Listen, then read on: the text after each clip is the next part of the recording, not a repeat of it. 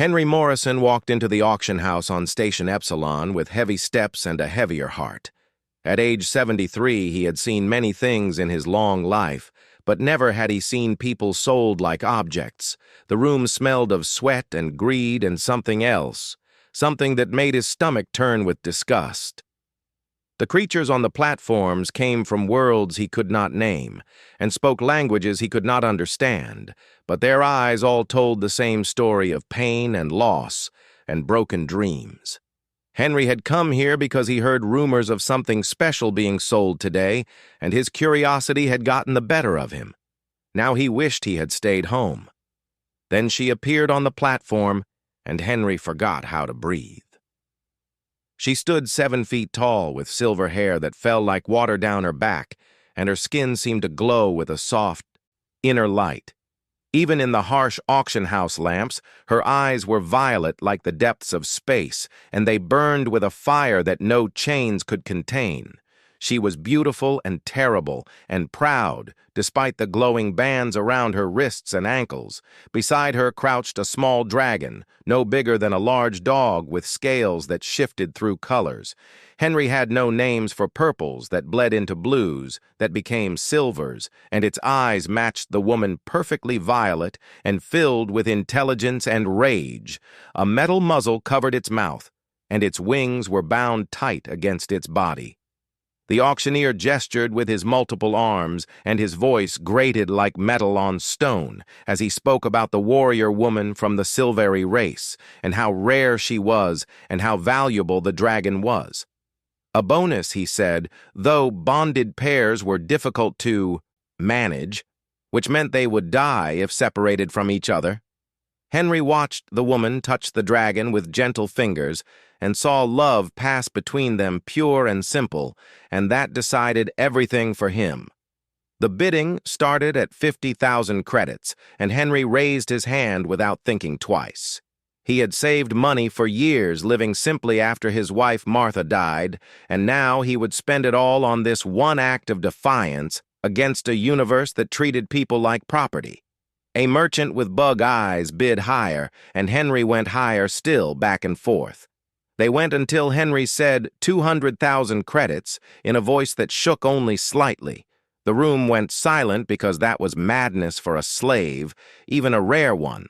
The gavel came down, and suddenly Henry owned a person which made him feel sick until he remembered what he planned to do next. They brought her to him and removed the chains, and the dragon hissed at the guards with steam coming from its nostrils. The woman whispered something that sounded like storm, and the dragon settled but kept watching everyone with those burning violet eyes.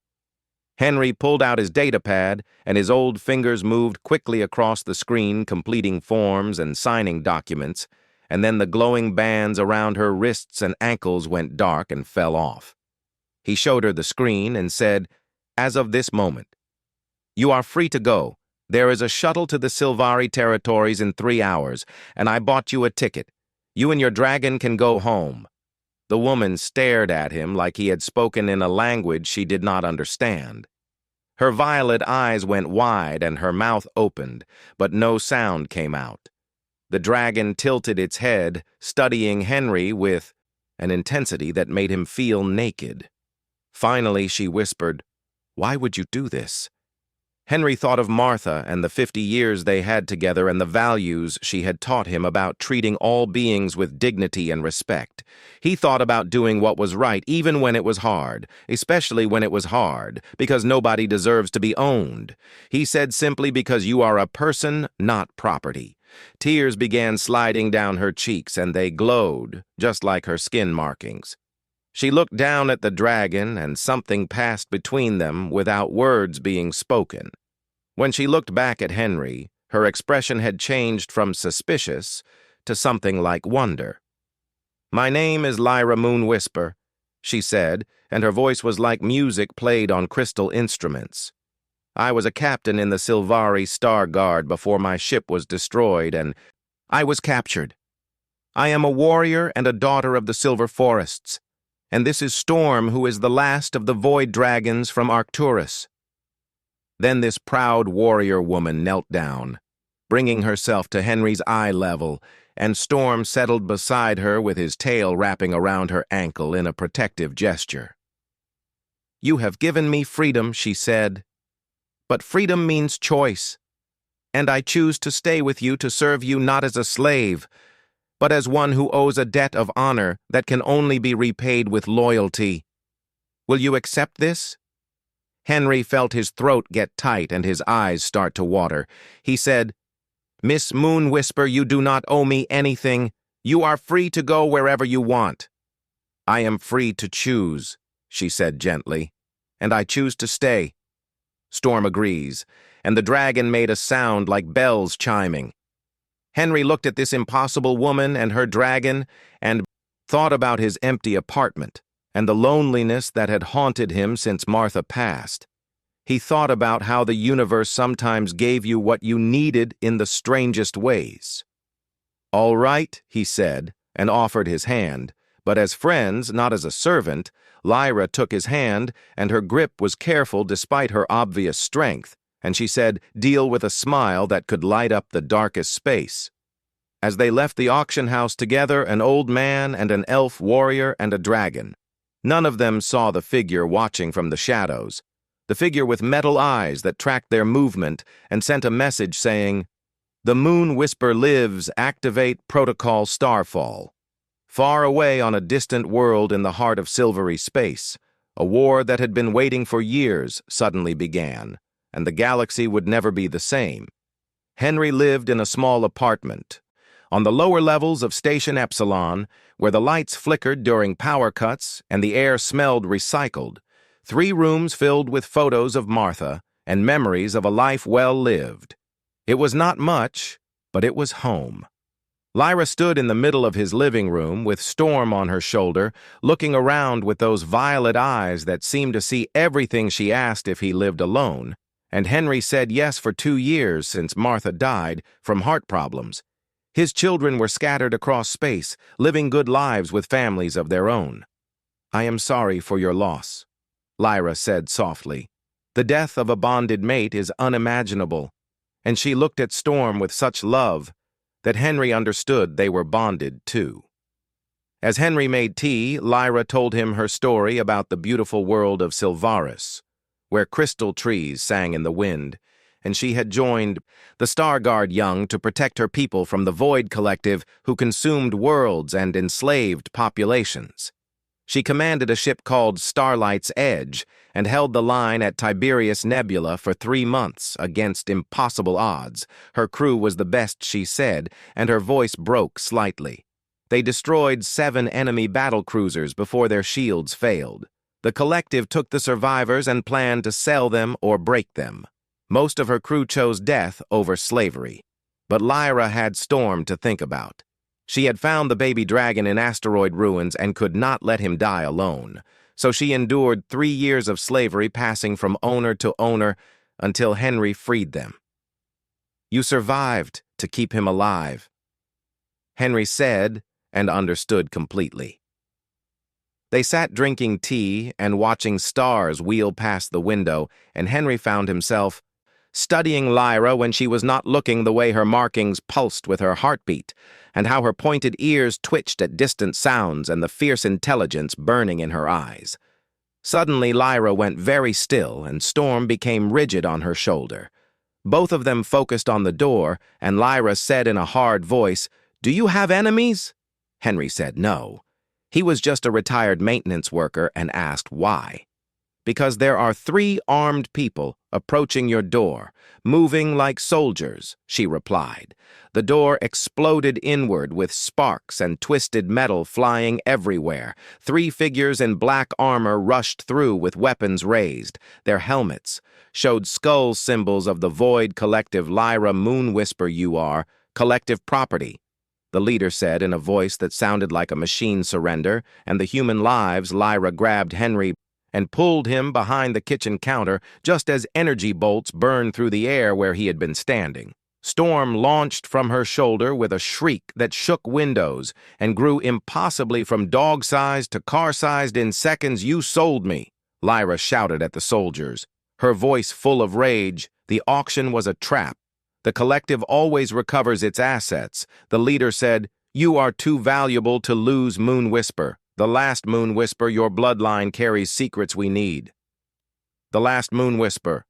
Henry thought from behind the counter, his heart pounding. What had he gotten into? Storm unleashed purple-black flames that melted the floor, and the soldiers scattered their weapons, tracking the dragon. But Lyra was already among them, moving like water and striking like lightning, even unarmed and weakened from years of slavery. She was deadly. She twisted one soldier's wrist and made him shoot his companion, then spun and swept another off his feet. Storm pounced on the fallen man with claws now as big as knives, pinning him down. But the leader was faster and better trained. He dodged Lyra's strike and slammed his weapon into her stomach. She gasped and stumbled, and he raised his gun to her head. Henry Morrison, 73 years old and shaking with fear, brought his heavy iron skillet down on the soldier's helmet with everything he had. The man dropped like a stone. Lyra stared at Henry with wide eyes and said, "You saved me." "Told you." Henry panted, lowering the skillet. "Friends help friends." Storm chirped approval and hopped onto the unconscious soldier's chest, looking very pleased. But Lyra's face turned serious. She knelt by the leader and removed his helmet, showing a pale face with metal implants. "Henry, you are in danger now." She said, "The collective does not stop. They will send more and worse. Then we better not be here when they arrive." Henry said, surprising himself with his calm. Maybe some part of him had been waiting for this, for something to matter again. "I know people who can help us disappear." "Why would you do this?" Lyra asked. "Why risk everything for someone you just met?" Henry thought about Martha and the values she taught him about standing up for what was right, even when it was hard, especially when it was hard. Because running away and leaving you alone would mean I am not the man my wife thought I was, he said, and I will not let her down. Lyra's glowing tears came again, but this time with a smile that could light the darkest void. "Then we run together," she said. "But Henry, you need to understand what you are getting into. The collective wants me because I am the last Moon Whisper. My family guarded a secret for 10,000 years. The location of the Star Forge, a weapon that can destroy entire fleets. They killed my whole clan to get it tortured, my parents and siblings and everyone I loved." "Did they get it?" Henry asked quietly. "No." Lyra said, her voice like steel, "because I do not know where it is. My mother died before she could tell me, but the collective does not believe that they will never stop hunting me." Henry grabbed his emergency bag that Martha had always insisted he keep ready and started throwing things into it. "Then I guess we better find this Star Forge before they do," he said. "I know a smuggler who owes me a favor. She can get us off this station." As they fled into the lower corridors, Henry could not help but laugh at how strange his life had become. 73 years old, running from space slavers with an elf warrior and her dragon Martha. Would have loved this, he thought. Behind them more. Collective soldiers poured into the apartment searching for clues, and in the shadows between something ancient and powerful stirred something that had been waiting for Lyra Moon Whisper to resurface. The real hunt had just begun, and the galaxy would burn before it ended. The lower levels of Station Epsilon were dark and forgotten places where security never went. Henry led Lyra and Storm through passages he had learned during 40 years of maintenance work. His old legs hurt, but his mind stayed sharp. "Where are we going?" Lyra asked, with her violet eyes scanning every shadow Storm rode on her shoulder, with his scales changing colors to match the dim light like natural camouflage. "Docking Bay, 47C. Henry said, pausing to catch his breath. "It has been closed for 15 years, which makes it perfect for people who want to hide." They went down 3 more levels through a maintenance shaft that Henry had to force open. Lyra lifted him down like he weighed nothing, reminding Henry how much stronger she was than any human. The bay was dark and cold and filled with broken old ships, but one vessel stood out. The running comet looked like it was made from parts of many different ships welded together. A woman came out of shadows with a plasma rifle pointed at them. She had dark skin and short hair with metal implants glowing on her jaw. Her eyes went wide when she saw Henry Morrison. "What are you doing in my bay?" she said. "Hello, Kate," Henry said with a tired smile. "I am calling in that favor." Kate Williams lowered her rifle a little, but kept it ready. Her eyes moved to Lyra and Storm, and Henry saw recognition in her face. "That is a Sylvari warrior and a void dragon. Do you know how many people are looking for them right now?" "The Collective. Lyra said they are hunting me. We need to leave this station." "The Collective." Kate repeated. "You want me to smuggle you past the Collective. Do you know what they do to smugglers? They catch Morrison. They do not just kill you. They make an example. Your daughter would be dead if not for me," Henry said quietly. "When those radiation leaks hit Sector 12, I pulled her out myself, carried her to medical while my lungs were burning." Remember, Kate's face got tight. "That is a low blow, old man." "It is the truth," Henry replied. They stared at each other for a long moment. Then Kate swore and put away her weapon. "Fine," she said, "but this clears your debt. Morrison, we are even after this." "Agreed." Henry said Kate brought them on to the running comet, which was cramped but worked. Every surface had readouts and cargo nets and weapon lockers. A young man sat at the pilot's seat with his fingers moving across light displays. "We have passengers," Danny Kate said. "Plot a course out of collective space, maximum stealth." Danny turned, and Henry saw he was very young, maybe 20. His eyes went huge when he saw Lyra. "Holy shit, is that? Do not ask questions." Kate cut him off. "Just fly. Over 3 days. They got what they needed." Kate knew a big gray-skinned warrior named Stone who had 4 arms and was 8 feet tall from the Kragath race. They also met Echo, a small woman barely 5 feet with skin that shimmered and silver eyes with no pupils marking her as a navigator who could see quantum pathways through. Space Stone's voice rumbled like rocks falling when he said, "Kate says you want to raid the crystal archives on Sylvaris. That is suicide dressed up as stupidity."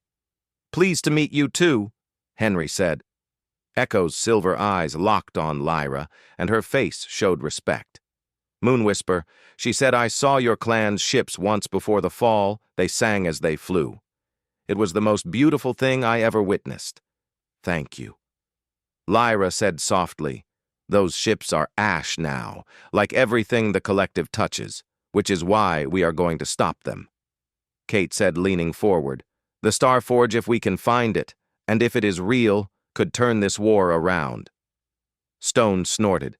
"The Starforge is a legend, a story Sylvari parents tell children. My mother died protecting its secret." Lyra said, her voice hard as steel. "It is real. Then the Collective will have Sylvaris locked down. Tight." Echo said, "Multiple battle groups and planetary shields and ground troops by the millions. We would need an army." "Or we need to be clever," Henry said. And everyone looked at him. "Look, I am just an old maintenance worker, but I spent 40 years keeping stations running, which means I know how to find weaknesses in any system. The Collective is efficient and methodical. That is their strength, but also their weakness. They follow patterns." He pulled out a data pad Kate lent him and started drawing. "Sylvaris is a conquered world, right? That means resource extraction and forced labor and administration. The Collective will not waste military assets guarding an archive. They will use local security, maybe some automated defenses. He is right." Echo said, her strange eyes distant. "I have navigated supply runs near Sylvaris. The orbital defenses focus on mining facilities and spaceports. The old Sylvari cities and ruins are considered low priority. The crystal archives are in the heart of Sylvaris. Lyra explained in the capital city of Lumina, or what is left of it. The Collective burned most of the city, but the archives are deep underground, protected by ancient wards. They might not have breached them. So we slip past orbital defenses and land somewhere remote and make our way to the ruins." Kate said, "Sounds impossible. I can get us past the defenses." Echo said quietly, "But I will need a ship with a quantum drive, something small and fast and undetectable." I know where to find one. Stone rumbled. There is a ship dealer here on Haven owes me a favor, but he will want something in return. Everything costs, Kate muttered. They spent days getting ready. Stone got a sleek scout ship called the Whisper, designed for stealth. Echo spent hours adjusting its quantum drive, muttering math that made Henry's head hurt. Kate gathered weapons and supplies and information from her contacts. Henry watched Lyra train constantly, pushing her body through combat moves that were beautiful and deadly. Storm flew beside her, and they moved in perfect sync at night. Henry found her staring out windows, with her markings glowing softly. "Cannot sleep," Henry asked one night sitting beside her dreams. She admitted, "I see my family and my crew, everyone I lost. They ask why I survived when they did not. That is survivor's guilt talking," Henry said gently. "I had it too, after Martha died, kept wondering why I was still breathing when someone so much better was gone." "How did you cope?" she asked. "By remembering that the best way to honor the dead is to live well." Henry said to make choices they would be proud of. Your family died protecting something important. Now you are going to finish what they started. I think they would approve. Lyra looked at him, and in the dim light she seemed achingly young despite her centuries. "I am afraid, Henry. What if I cannot do this? What if I lead everyone to their deaths for nothing? Then you will have tried." Henry said, "Fear is just proof. You understand the stakes. Courage is not the absence of fear. It is doing what needs to be done despite being terrified." She smiled at that. "You are a wise man, Henry Morrison." "No," Henry said, "I am just old. There is a difference." Storm hopped onto Henry's lap and purred like an oversized cat, which amazed Henry because something so dangerous could also be so gentle. Henry scratched behind the dragon's crystal ear ridges. "He likes you," Lyra observed. Void. "Dragons only bond with those they deem worthy. That he seeks your company is high praise." "I am honored," Henry said sincerely. Kate arrived and said, "We are ready." Echo plotted a course through a quantum dead zone. The collective sensors will not detect us there. We launch in 6 hours. The final preparations passed quickly. Henry checked their supplies over and over his lifetime of maintenance work, making him careful. Kate ran weapons drills. Stone meditated with his 4 arms crossed in complex patterns. Echo stayed in a trance, visualizing their route. Then they were on the Whisper, breaking away from Haven Station, diving into the red depths of the Titan Nebula, heading toward Silvaris and whatever waited there. The war was coming, and they were flying straight into its heart. The journey took 2 days through quantum pathways that bent reality in ways that hurt to look at. Echo navigated them through spaces Henry could not understand, and more than once he had to look away from the windows as impossible shapes made his eyes water. Entering Silvaris space in 321, Echo announced. The Whisper came out above a world that took Henry's breath away. Silvaris was beautiful and heartbreaking. At the same time, crystal forests covered much of the surface, catching sunlight and scattering it in rainbow colors, but huge areas were blackened and burned, and collective installations dotted the land like scars. "The heart of Silvaris is there," Lyra said, pointing to a valley covered in mist, the city of Lumina, and the archives beneath the great tree at its center. "I am detecting minimal defenses." Echo reported the collective has written this area off as secured. We should be able to land. "Undetected, should be," were the key words. 3 minutes from landing, the alarms screamed a collective patrol ship had spotted them and its scanners locked on. "So much for stealth," Kate snarled, bringing weapons online. "Do not engage," Echo said urgently. "Their reinforcements are 2 minutes away. We need to run." The Whisper dove toward the planet, with the patrol ship chasing. Energy bolts burned past them, and one hit their right shield, making the whole ship shake. "Can we lose them in the crystal forests?" Henry asked. "If we survive the next minute," Kate replied through gritted teeth. Lyra moved to the weapons console. I can buy us time, Storm, with me. Before anyone could stop her, she opened the cargo bay doors. Storm leaped out, expanding to his full size, now as large as a shuttle. His wings caught air, and he dove at the patrol ship with a shriek that shook the Whisper. Is she insane? Kate shouted. Probably, Henry said, watching through rear cameras, but look. Storm was a blur of purple-black scales and cosmic fire. He tore into the patrol ship with claws and teeth ripping through its hull like paper. The ship's weapons could not track him. He was too fast, too agile. Within seconds, the patrol ship was flaming wreckage, falling toward the surface. Storm caught up with the Whisper and squeezed back into the cargo bay, shrinking as he came. Lyra sealed the doors behind him. Your dragon just destroyed a collective warship, Stone said, sounding impressed for the first time. He is very protective, Lyra said mildly. They landed in the ruins of Lumina. Minutes later, with the Whisper's camouflage hiding it among wreckage, the city had been magnificent. Henry could see that even destroyed towers of crystal and living wood reached toward the sky, though most were broken. Now gardens that grew with architecture were overgrown or dead. At the city's heart, impossibly, a single tree still stood massive, with a trunk 100 feet across and branches reaching to touch clouds. Its leaves were silver and sang softly in wind.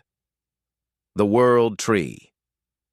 Lyra whispered, and Henry heard pain in her voice. I thought the collective would have destroyed it. They probably tried. Echo said running scanners. I am detecting energy signatures around it. Ancient wards still active, your ancestors, built well. They approached the tree carefully with weapons ready, but nothing challenged them. The ruins were silent, populated only by ghosts and memories. At the tree's base, Lyra placed her hand against bark. Her markings flared bright, and the bark responded, glowing with the same light. A door opened, not cut into wood, but simply appearing as if it had always been there. The archives welcome a moon whisper home, Lyra said softly. They descended into darkness with their lights pushing back shadows. Vast halls carved from living crystal stretched before them, every surface containing data stored in molecular patterns, knowledge beyond measure preserved forever.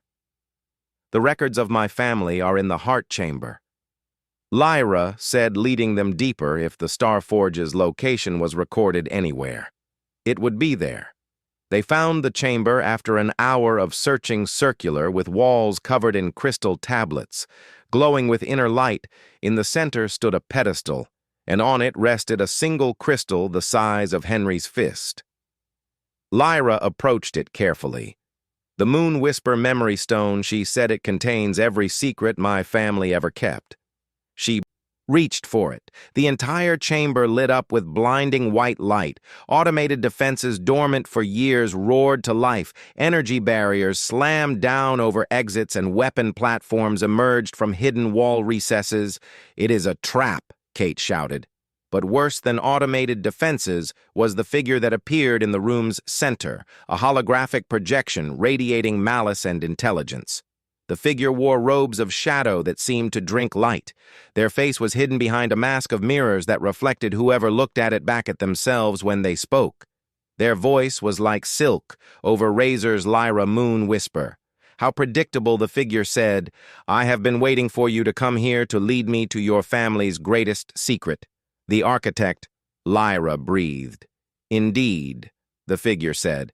And now, thanks to you, I will have the Starforge. My ships are already in orbit in minutes. They will breach these ruins and take what I need. But first, I think I will kill your new family just as I killed your old one, starting with that pathetic old human who thinks he can play hero. The weapon platforms turned toward Henry Energy, built in their barrels, ready to fire, and Henry Morrison realized that courage and wisdom might not be enough sometimes. The universe just dealt you a losing hand, but he would play it anyway because that was who he was. Time seemed to slow as the weapons powered up. Red targeting dots painted across Henry's chest. He saw Lyra's face twist with horror. saw Storm launch forward trying to shield him, saw Kate raising her weapon uselessly, then Stone moved. The massive warrior was faster than his size suggested. All four arms grabbed Henry and threw him behind a crystal column. Just as weapons fired, the energy bolts meant for Henry struck Stone instead, burning through his stone skin and dropping him to his knees. Stone Kate screamed. But the warrior was already rising, using his body to shield others. Kragath do not fall easy. He rumbled, blood seeping from wounds. Get the crystal. Lyra dove for the memory stone. But the architect's hologram moved to intercept. Crystal spikes erupted from the floor, forcing Lyra to roll aside. Storm unleashed cosmic fire at weapon platforms, destroying two, but taking a hit that sent him tumbling. You cannot win, the architect said. I have spent years preparing for this moment. Every move you made, I predicted. Every ally you gathered, I accounted for. You are nothing but pieces on my board. Henry's mind raced. The archive defenses were designed to prevent theft.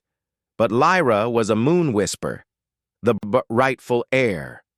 The architect could not physically take the memory stone they needed, Lyra to do it to trigger whatever final trap they had laid. They are stalling, Henry shouted over combat noise. They want you to take the crystal. Lyra. Lyra's eyes widened with understanding. The memory stone must be linked to a failsafe. If I take it, the entire archive will transmit its contents to the architect's ships.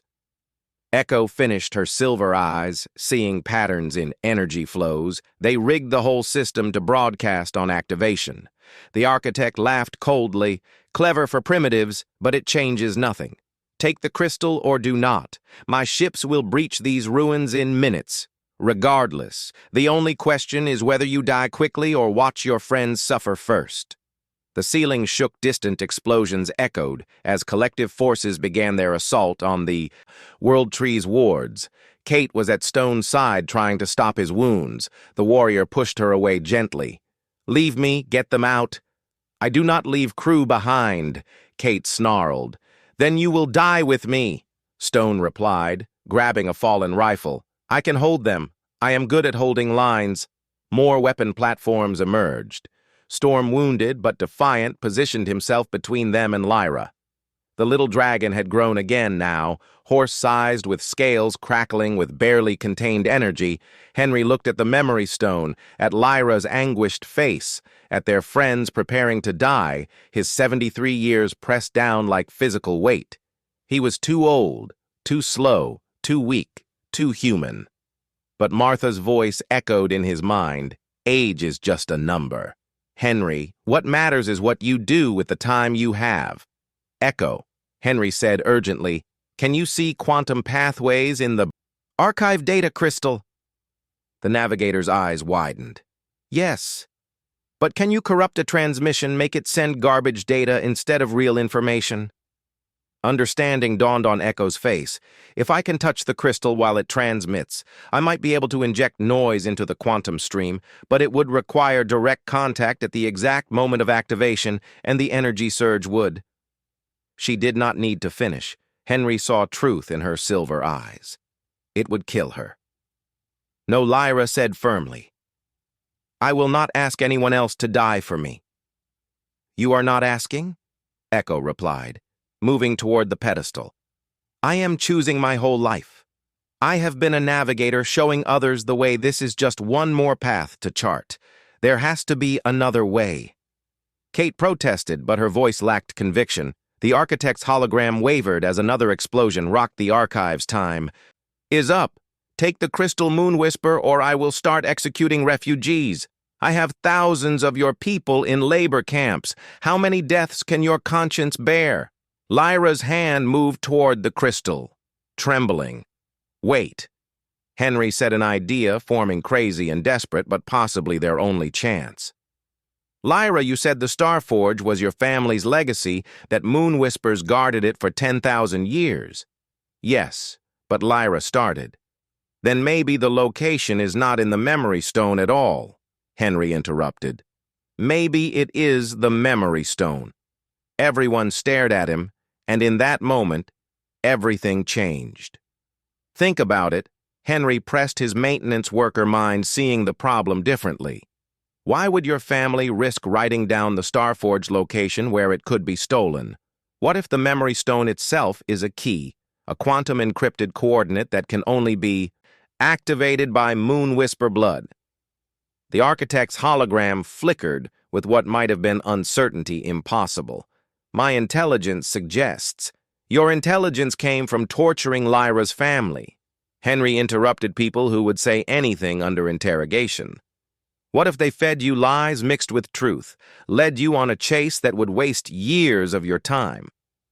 Lyra's markings began pulsing rapidly.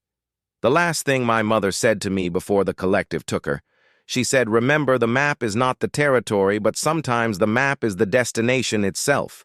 I thought she was delirious from pain, but she grabbed the memory stone.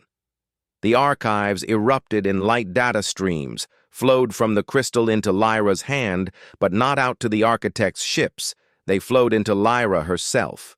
Her markings blazed like stars spreading across her skin in patterns that looked like star charts, like navigation data, like a map written in living light. No, the architect's hologram raged the transmission was never going to work. Echo set her hands on the crystal alongside Lyra's, her navigator senses, guiding the data flow. The Starforge coordinates are not data to be stolen. They are genetic memory locked into the Moon Whisper bloodline itself. You cannot transmit it. You cannot torture it out. The only way to find the Starforge is through someone carrying Moon Whisper blood. The architect's mask shattered in fury, revealing nothing, just darkness where a face should be. Then I will take her alive and force her to lead me there. Ships move in now. The ceiling finally gave way. Collective soldiers on ropes dropped into the archives with weapons blazing. More came through entrances, cutting off escape. Roots! Stone roared and charged, using his 4 arms and massive strength to create a barrier with his own body. Kate and Echo joined him, their weapons cutting down soldiers, but taking wounds in return. Storm grew to his full size now, as large as a shuttle filling the chamber, with purple-black scales and cosmic fire. He was magnificent and terrible, a reminder of why void dragons had once been feared across the galaxy. But there were too many for every soldier they dropped. 3 more appeared. Lyra stood in the center, glowing with 10,000 years of accumulated knowledge. She looked at Henry, and he saw tears streaming down her face. "I can see it," she whispered. "The Starforge. It is not a weapon, Henry. It is so much more, but we will never reach it. Not like this." Henry looked at soldiers closing in at his friends, fighting and dying at this beautiful elf woman and her dragon who had brought purpose back to his life. He thought about Martha, about the values she instilled, about standing up for what was right, even when it seemed impossible. He pulled out the detonator he had built from spare parts during the journey. Simple maintenance work, really jury-rigging the Whisper's power core to overload on remote command. "Kate," he said into his comm, "you remember where we parked?" Kate's eyes widened as she understood Morrison. "No, you cannot get everyone out. Henry said there is an emergency shuttle in the archive north section. I saw it in the schematics. It is old, but it will fly." "Henry," Lyra said. Understanding dawning. "Please, I am 73 years old." Henry said, surprised by how calm he felt. "I have lived a good life. Martha and I had 50 beautiful years. My kids are grown and happy. But you are the last Moon Whisper. You carry the hopes of your entire species. The choice is easy." He kissed her forehead, gentle and paternal. "Go find the Starforge. Use it to save your people, and maybe name one of those crystal trees after an old man who tried to do the right thing." Storm keened a sound of pure grief, and Henry scratched behind his ear ridges one last time. Take care of her boy. Then he was running old legs, protesting but carrying him forward. He fired his pistol not at soldiers but at supports, holding up a massive crystal column. It began to fall, creating a barrier between his friends and their pursuers. "North exit now," he shouted. Kate was crying as she grabbed Lyra and pulled her away. Stone collapsed, his forearms finally giving out, but Echo managed to drag him along. Storm scooped them all up and flew toward the northern passage, his wings barely fitting in the corridor. The architect's soldiers turned weapons on Henry. He felt the first shot hit his shoulder, spinning him around. The second caught his leg, dropping him to his knees. Pathetic. The architect's voice came from everywhere. You die for nothing, old man. I die for something. Henry corrected thumb on the detonator. That is more than you can say. The last thing he saw was Lyra's face looking back at him from Storm's back. She was screaming his name, her glowing tears visible even at this distance. Henry smiled and pressed the button. The Whisper's overloaded power core detonated with the force of a small star. The explosion vaporized. Collective soldiers collapsed the archives and sent a shockwave that threw Lyra and the others clear just as they reached the ancient shuttle. Kate fired up engines and they burst from the world tree roots into the sky with collective ships in pursuit. But Storm flew beside them, unleashing torrents of cosmic fire that kept enemies at bay long enough to break atmosphere. Echo, bleeding from a dozen wounds, navigated them through a quantum pathway the collective could not follow when they emerged. They were 3 star systems away. In the shuttle cargo hold, Lyra knelt and wept. Her glowing tears fell on the deck, plating each one glowing like a captured star. Storm curled around her, keening softly. He saved us, Kate said quietly, nursing her own wounds. Stone lay unconscious, but alive, his warrior constitution already beginning to heal. That crazy old man saved us all. He gave me the coordinates, Lyra said through tears. Holding up the memory stone, its light pulsed in rhythm with her heartbeat. The Starforge location is imprinted in my genetic memory. Now I know exactly where it is. Then we make his sacrifice mean something. Echo said, her silver eyes hard despite her pain. We find the Starforge. We use it. We end this war. 6 months later, the war reached its turning point at the Battle of Silveris. The collective had committed 3 full fleets to the system, confident that resistance forces would break easily. They did not account for the Starforge. It was not a weapon in any conventional sense. The ancient Silvari had built it not to destroy, but to create a massive installation hidden in a pocket dimension that could forge entire fleets from raw matter and stellar energy. Ship after ship emerged from the dimensional gateway. Lyra opened vessels of crystal and living metal that sang as they flew. At the fleet's head flew Lyra Moonwhisper, commanding the flagship. Requiem, named for all those who had fallen, Storm, now grown to the size of a battle cruiser, flew beside her, his cosmic fire burning brighter than any star. The battle was fierce but brief. The collective's numbers meant nothing against ships that could repair themselves and coordinate with quantum precision. Their forces broke and scattered, retreating from Silveris in disorder. As Lyra stood on the Requiem bridge, watching her homeworld's liberation, she thought of an old man who bought her freedom and gave his life so she could see this moment. Captain Kate said she had joined the new Silvari fleet as tactical officer. We are receiving reports. Resistance cells across the galaxy are rising up. The collective grip is breaking. We are winning. No, Lyra said softly, her hand resting on a small memorial plaque they had installed on the bridge. It bore a simple inscription, Henry Morrison Hero. Henry won. We are just finishing what he started. Years later, after the war had been won and the collective dismantled, Lyra returned to Earth. She found Henry's children now middle-aged themselves and told them stories of their father's courage. She showed them recordings of his last stand, of the way he smiled, even as he sacrificed everything. They wept, but they were proud. Lyra established a foundation in Henry's name, dedicated to fighting slavery and injustice across the galaxy. She personally funded shelters and schools and medical centers on 100 worlds, and on Silveris in the Valley of Heroes, where they planted memorial trees for the fallen. The tallest and most beautiful tree bore a plaque with Henry's name. It sang in the wind, a constant reminder that sometimes the greatest heroes are not warriors or generals. Sometimes they are just old men who see injustice and refuse to look away. Storm, now fully grown and massive beyond belief, made the tree his roost. He guarded it fiercely, allowing no harm to come to it on quiet nights. Lyra would sit beneath its branches and talk to it as if Henry could hear. "We did it." She would say, "The Starforge brought peace. Your sacrifice meant everything." And sometimes, when the wind was just right, she could swear the tree whispered back in a voice that sounded like an old man's gentle laughter. The architect was never found. Some said they died in the archive's collapse. Others claimed they escaped, vanishing into dark spaces between stars, but even if they survived, they had lost. The Starforge had been found, the collective defeated, and the legacy of the Moonwhisper clan preserved all, because an old man in an auction house looked at a chained elf woman and her dragon and saw not property but people. All because Henry Morrison chose courage over comfort.